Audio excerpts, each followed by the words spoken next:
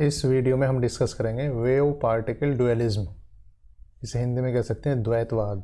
इसके बाद D ब्रोगी hypothesis के बेसिस पर वेवलेंथ को लिखेंगे कि किसी पार्टिकल से रिलेटेड वेवलेंथ कितनी होगी, और इस वेवलेंथ के बेसिस पर हम बोर एटम मॉडल में बोर की क्वांटाइजेशन कंडीशन को डिराइव करेंगे। देखेंगे कि दोनों केस में ये सेम होती हैं। चलिए शुरू करते हैं। वेव पार्टिकल डुअलिज्म देखते हैं पहले।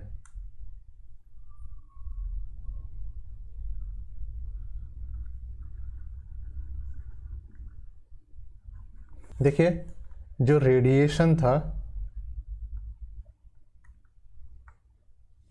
वो दो तरीके से हो सकता है। उसे हम इलेक्ट्रोमैग्नेटिक वेव भी कह सकते हैं,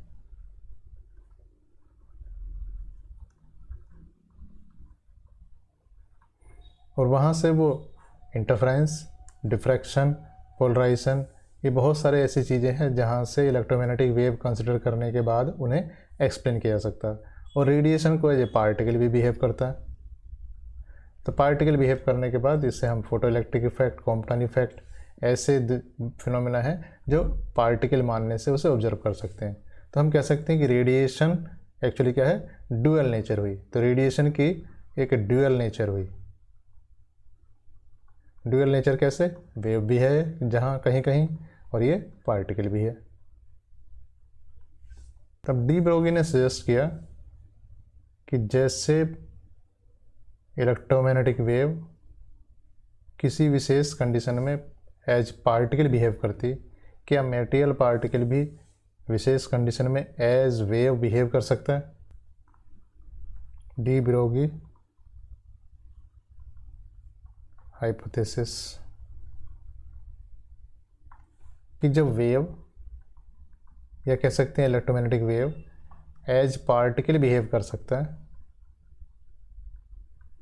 तो क्यों ना जो पार्टिकल है वो भी स्पेशल कंडीशन में एज वेव बिहेव कर सकता है। तो यहाँ देखिए, हम क्या करेंगे, यहाँ पर जो वेव है इलेक्ट्रोमैग्नेटिक वेव के लिए, उसके लिए कंडीशन डराइव करेंगे और उसे डायरेक्टली पुट कर देंगे कहाँ पर, पार्टिकल के लिए। उससे वेवलेंथ की वैल्यू निकाल देंगे। मान लीजिए कोई फोटोन है जिसकी एनर्जी है E, मोमेंटम है P, इसकी स्पीड है C, इसका मास है M।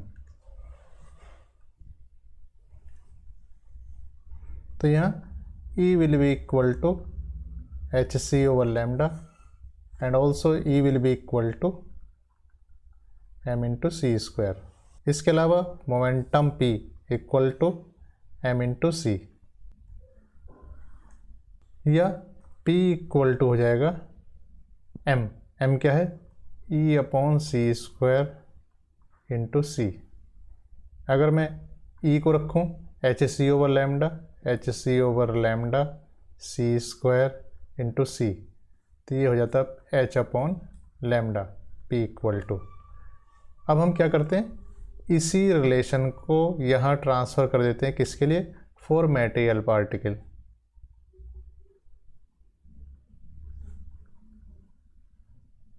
तो जो रिलेशन हम डिराइव कर रहे थे किसके लिए, इलेक्ट्रोमैग्नेटिक वेव के लिए, वही रिलेशन हम ट्रांसफ़र कर देते हैं किसके लिए, फॉर मेटेरियल पार्टिकल। कि जब material particle as wave behave करेगा तब हम उस पर इलेक्ट्रोमैग्नेटिक वेव का जो रिलेशन है वही डायरेक्टली लगा सकते हैं। तो मेटेरियल पार्टिकल के लिए मास m है, स्पीड v है, तो उसका मोमेंटम हो जाएगा p इक्वल टू mv। तो यहाँ इस रिलेशन से p इक्वल टू कितना होगा, h अपॉन लैम्डा, या लैम्डा इक्वल टू कितना होगा, h अपॉन p, या कह सकते हैं h upon mv।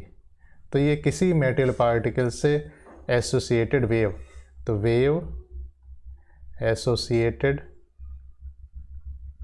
With a material particle has wavelength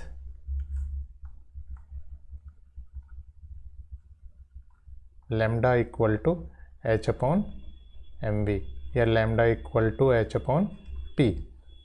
तो ये उस मटेरियल पार्टिकल से एसोसिएटेड वेव है। आगे इसमें एक्सपेरिमेंट भी देखेंगे, डेविसन-जर्मर एक्सपेरिमेंट, जिससे प्रूव होता है कि ये material particle as a wave behave करता है। इसके अलावा आजकल इलेक्ट्रॉन माइक्रोस्कोप बन चुकी है जो मटेरियल पार्टिकल की वेव प्रॉपर्टी को यूज करके ही बनाई है।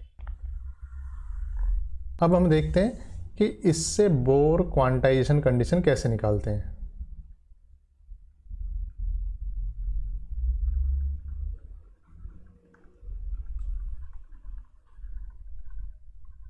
बोर क्वांटाइजेशन कंडीशन क्या थी कि जो न्यूक्लियस है उसके बाहर इलेक्ट्रॉन्स स्टेशनरी ऑर्बिट्स में घूमते हैं। तो ये क्या थी, स्टेशनरी ऑर्बिट का रिलेशन था।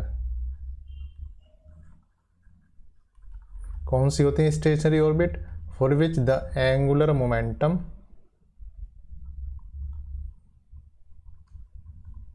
Equal to integer multiple of h/2π, या कह सकते हैं mvr इक्वल टू nh/2π। अब हम क्या करेंगे, यहाँ इस वेव थ्योरी से यहाँ पर देखेंगे। तो है क्या, देखिए मान लीजिए अब हम जो इलेक्ट्रॉन था यहाँ पर, उस इलेक्ट्रॉन को यहाँ तो पार्टिकल माना है। अब हम इस इलेक्ट्रॉन क्या मानते हैं, एज ए वेव ये घूम रहा है। तो ये अगर आपका न्यूक्लियस है और इसके चारों तरफ इलेक्ट्रॉन रिवॉल्व कर रहा है, कैसे, वेव की तरह।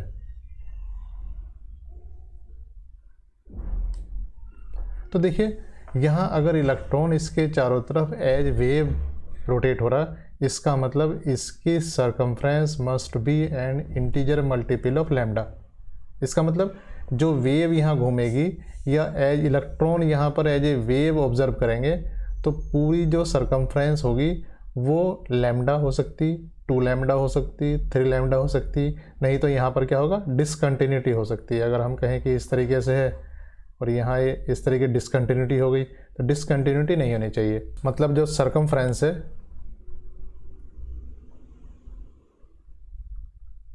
Equal to integer multiple of lambda. Circumference कितनी होगी, 2πr equal to n lambda. Lambda हमने अभी निकाला था, लैम्डा कितना होता है, h/p या h/mv। तो इसे रख देंगे nh/mv इक्वल टू 2πr। तो हो जाता mvr इक्वल टू nh/2π।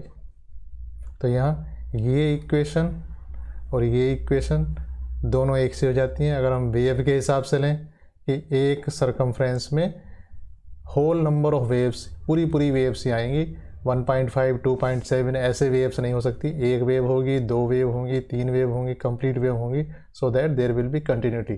तो इसके लिए जो कंडीशन हम उससे ड्राइव करेंगे वो कंडीशन सेम आती है। इसका मतलब जो बोर की क्वांटाइजेशन कंडीशन है, जो इलेक्ट्रॉन को पार्टिकल लेके कर रहे हैं, और जो यहाँ अगर इलेक्ट्रॉन को वेव लेके करें तो क्वांटाइजेशन कंडीशन ऑर्बिट की सेम ही होती है। इसका मतलब हम कह सकते हैं कि ये वेव कंसेप्ट डी ब्रोगी का, उससे भी बोर की क्वांटाइजेशन कंडीशन को निकाल सकते हैं, डेराइव कर सकते हैं। Thank you.